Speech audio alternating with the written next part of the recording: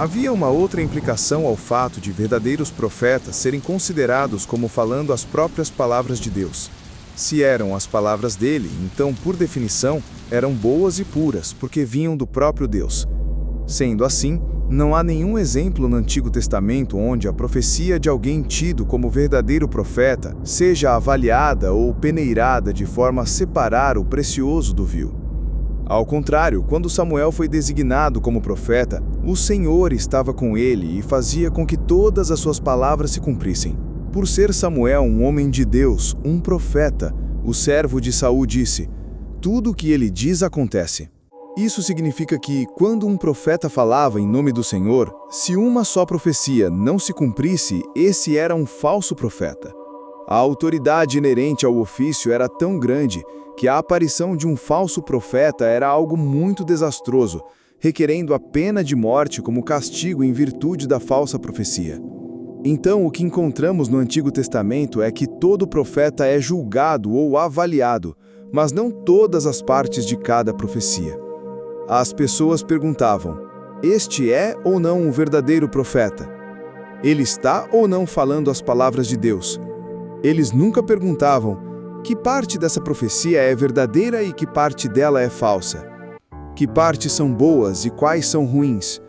Por isso, o menor vestígio de falsidade desqualificaria toda a profecia e mostraria que ele era um falso profeta.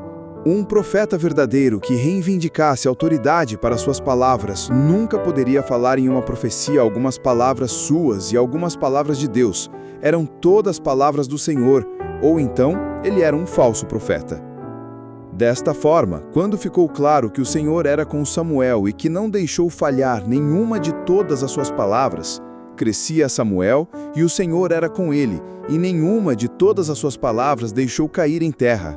Todo Israel de Dan até Berseba conheceu que Samuel estava confirmado como profeta do Senhor. Continuou o Senhor a aparecer em Siló, enquanto por sua palavra o Senhor se manifestava ali a Samuel. Assim, ficava evidente que desobedecer a Samuel ou considerar mandamentos aparentemente contraditórios era algo errado e passível do castigo de Deus. De modo semelhante, Micaías se dispôs a arriscar toda a sua reputação como profeta no cumprimento de uma profecia. Disse Micaías: "Se voltares em paz, não falou o Senhor na verdade por mim." Disse mais: "Ouvi isto vós todos os povos."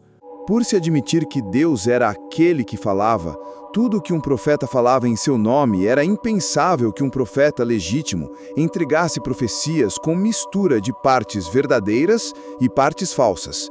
O que um verdadeiro profeta recebesse do Senhor, ele falava.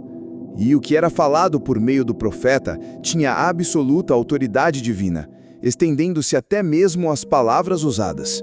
Mas isso não significava que um verdadeiro profeta estava imune à apostasia.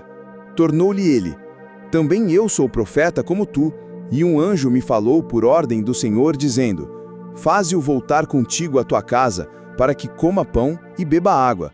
Porém, mentiu-lhe.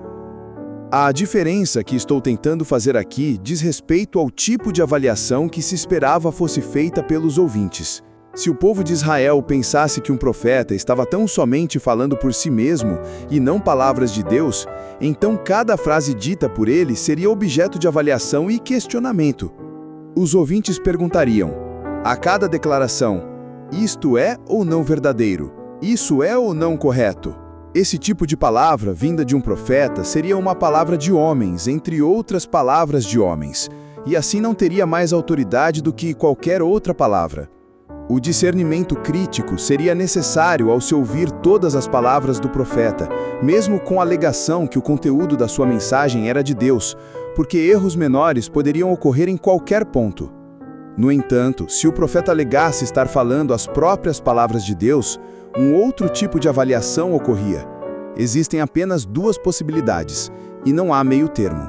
A questão que se levanta decorre do fato de se são estas palavras de Deus ou não. Se são, devo obedecer. Do contrário, o profeta está representando falsamente a Deus e deve morrer. Porém, o profeta que presumir de falar alguma palavra em meu nome que eu não mandei falar, ou que falar em nome de outros deuses, esse profeta será morto.